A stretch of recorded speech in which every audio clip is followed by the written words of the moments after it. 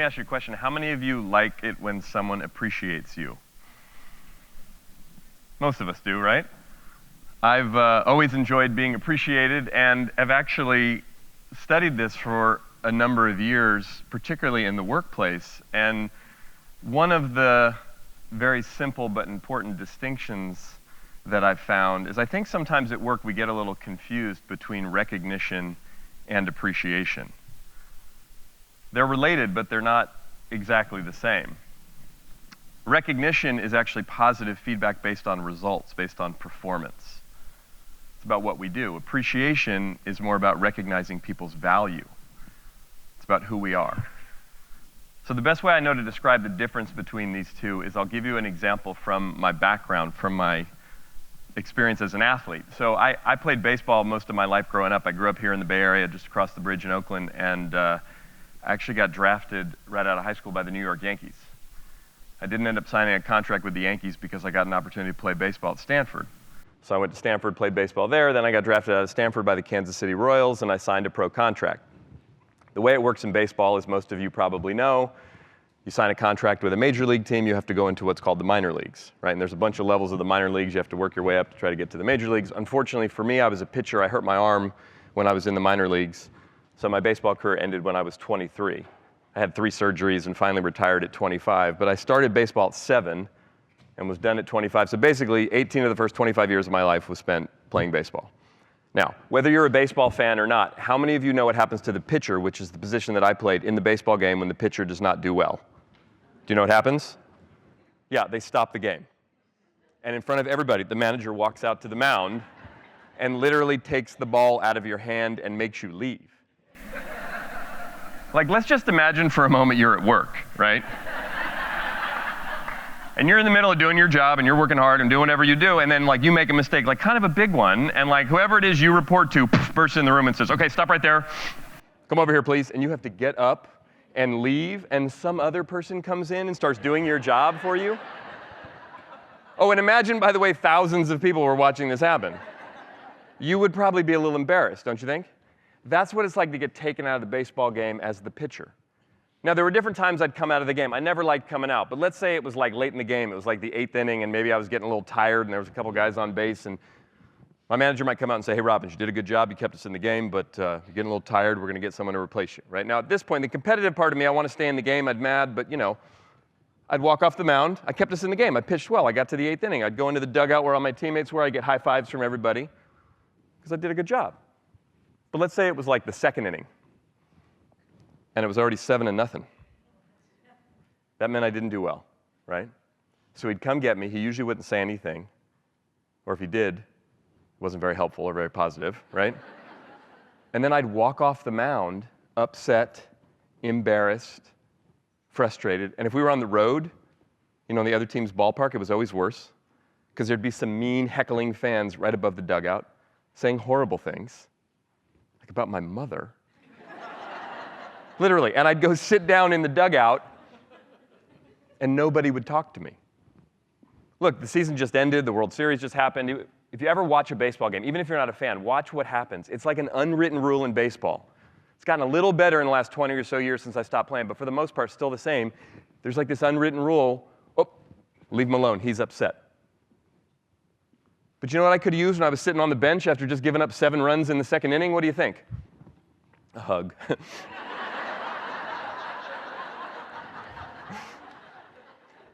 Some appreciation, right? Not recognition. What are they going to say? Hey, Robbins, way to go. Great job. No, appreciation is not inauthentic recognition. It's not blowing smoke. It's not pretending like someone did a good job when they didn't do a good job. In that situation, I had failed. Not just personally. I'd failed personally, but I failed for the team. I did not do my job.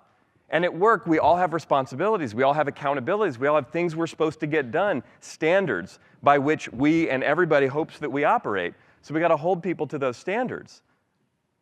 So I didn't deserve any recognition. I didn't want any recognition. What I needed, and almost never got, was some appreciation, not for what I had just done, but for me. What could they have said? I don't know. They could have said, hey, man, that was rough, but you know what? You're an important part of this team. We believe in you. I got your back. You know what I love? No one ever asked me this question. Looking back on it now, knowing myself a little bit better and understanding how humans operate, here's what I would have loved someone to ask me in that situation. Hey, is there anything that you need right now? Anything I could do to support you? Now, everyone's a little different, right? Some people might say, no, leave me alone. I don't want to talk.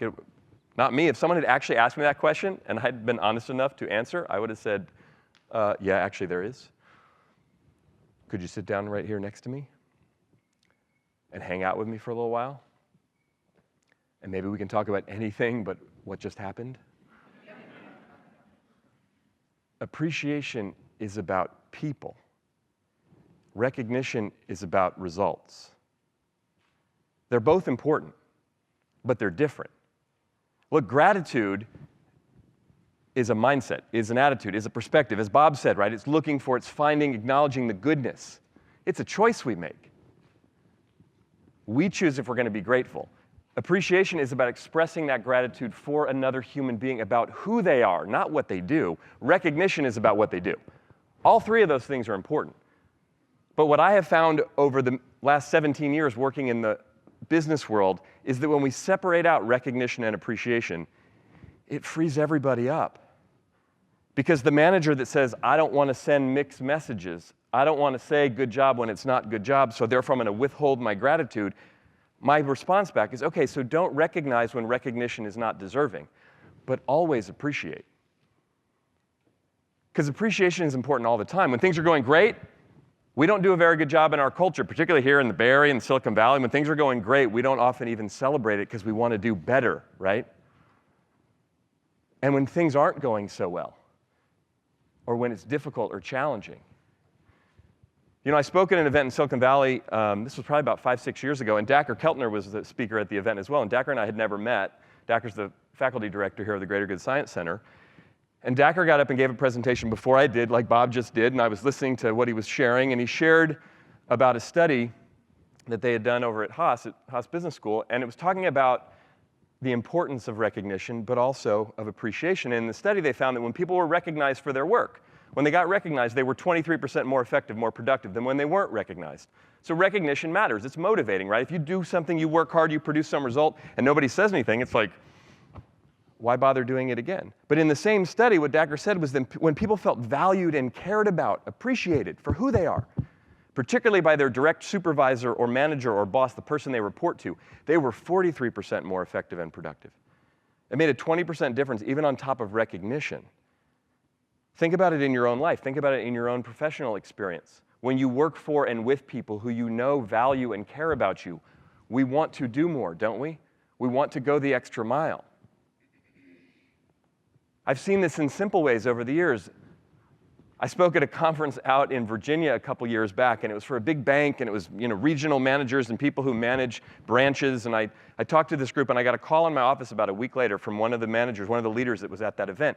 And he said to me, he said, Mike, when you talked at our conference, I had never thought about the difference between recognition and appreciation. Like, it just had never occurred to me. I always thought of it as the same thing. And he's like, I try to recognize my team, but I'm very hard on them, and we focus a lot on the numbers. He said, in fact, I have a daily call with all of my branch managers, and we look at the numbers from the day before, and I'm constantly commenting on the numbers. And he said, and after the conference, I started to realize, wow, I'm pretty hard on a lot of these folks, and I really focus on the numbers.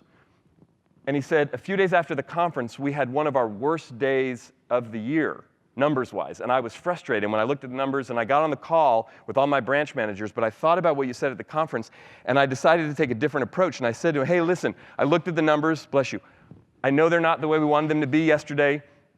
He said, but I just want you all to know that I appreciate how hard you work, and I appreciate that you come to work every day, and you try to do the best you can for your team, and I know how much you put into it, and I just wanted to say that. And he said, there was dead silence on the other end of the phone. And then after just some silence, one of his managers said, are you doing all right?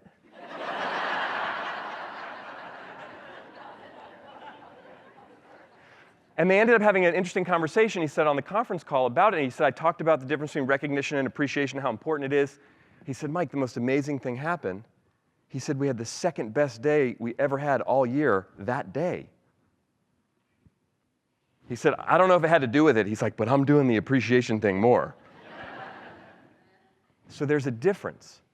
Another manager I worked with a number of years ago, she manages a virtual team and was having a hard time connecting with her team. So one of the things she started to do when they would get on, they would do a video conference, people in different places. Some people would be on a conference call. She said, okay, everybody take out a Post-it note, write down something you're grateful for on the Post-it note.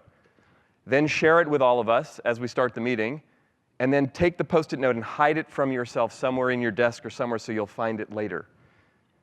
She said first people were a little weird about it. They got a little resistance. They thought it was a little goofy. We did it once. We did it another week. She's like, after the third week, I thought, man, maybe I should try something different. So the fourth week after I'd started doing this, I decided I'm not going to do it. And we start the meeting. I get on the call and on the video and people are like, wait a minute, what about the grateful thing? I got my Post-its. I'm ready. She said they really got into it because they found that it was a way to connect. You know, Google did a project a few years back called the Aristotle Project that maybe some of you heard of. They were looking at the metadata on what creates the conditions for high performance in teams. And looking at not only inside their organization, but around the country, around the world, what are some of the key components that create high performance? The number one component, after 3 years of studying this, they found was what they call psychological safety. Right? What's psychological safety? Essentially, it's trust at a group level. It means we know each other, we care about each other, we have each other's backs, I can be myself, we can make mistakes, we can have conflict. Those things matter. And sharing what we appreciate about each other, what we're grateful for, actually creates more psychological safety. It's a simple thing, but it's profound. I'll share one last story as I wrap this up, because again, these are simple ideas, but as we start to bring them into practice, especially in our professional lives and the people around us, they make a huge difference. I was at another event in Silicon Valley, and a guy came up to me after I got done speaking, and he said, Mike, you know, I've always thought that appreciation was important. He said, but something happened about a month ago where I realized how important it was. He said, I was celebrating my 1-year anniversary working here at the company a few months back, and I wanted to do something to sort of acknowledge not just the 1 year, but the people who had really supported me over the past year. He said, so I went to the store and I bought some cards, some thank you cards. He's like, I used to write out handwritten thank you cards, but like now most of my communication is electronic, so I don't really do that anymore. He said, but I bought a box of cards and I wanted to write out some thank you cards, some of the people that I work with. He said, there was one card that I wanted to write, but I felt kind of funny about it. He said, it's to the VP who runs our whole group. He's like, you know, I know her, but I'm a bunch of levels below her and don't have a whole lot of interaction, but I really respect her. I really admire her. She's really a great leader, and I hope one day if I get to be in a position like that, that I'll be that kind of leader. He said, but I thought it would seem weird, like I was kissing up, so I decided not to write her the card. He said, but I gave out the cards to the few people that I'd written them for, and I got such a positive response. I was really taken by it. I thought, you know what? I'm going to write that card to her. So I'm not going to make a big deal about it, but I'm going to write it. I'll give it to someone who I know can give it to her, and I just want to let her know that I appreciate her. So he wrote out the card, gave it to someone to give it to her. He said about a week later, I got an email back from her. He said, hey, thank you for the card. I really appreciate it. Congrats on your 1 year. Glad to have you on the team. He's like, that was cool. I appreciated that she sent me the note. That's not why I sent it, but he said a few weeks go by. My manager and I said are working on a project. It was kind of my manager's thing, but I'd been helping, and we were scheduled to meet with her to present this idea to her. And my manager really wanted me to come to the meeting because he thought it'd be good for me to have some FaceTime with her. The day of the meeting, my manager gets called into something else. He gets in touch with me and he says, listen, I can't make the meeting. We can't reschedule because it'll look bad and it'll be crazy to get on her calendar, so you got to go do the meeting yourself. He said, so now I had to go to the meeting and meet with her one-on-one to present this idea. I've never met with her one-on-one. I'm kind of nervous. He goes, I sit down with her at her desk with my laptop and start to go through it, and I noticed her desk was really organized. There was a picture of her family, wasn't anything else on the desk, and there was a little bulletin board up on the wall right behind her head. That was the only thing in her workspace. And I noticed on the bulletin board, there's a card up there, and it looks like the card that I sent to her. It was pinned up on the bulletin board, and I bought it a box of cards, kind of generic, so it could have been someone else's, but now I'm distracted. As I'm going through the thing, I'm like, he's like, I'm going through my little presentation. I'm like, is that my card? Is that my card? You know? So I don't say anything because I thought it would be weird. He goes, but it ended, it went pretty well. She seemed into the idea. I was a little less nervous. As we were wrapping up, I said, listen, I have kind of a funny question to ask before I take off. I noticed there's a card up there on your board. It looks a little bit like the card that I sent to you. She said, it is. He said, well, if you don't mind me asking, you don't have much stuff up here in your, why is my card up on your board? And she said, 2 reasons. First of all, the day I got your card, I was having a really bad day. I was frustrated. But your card came, and it was like a breath of fresh air. It put me in a good mood. And she said, the second reason, though, and this is even more important, she said, look, I've worked pretty hard in my career. I've gotten a lot of recognition, which I appreciate.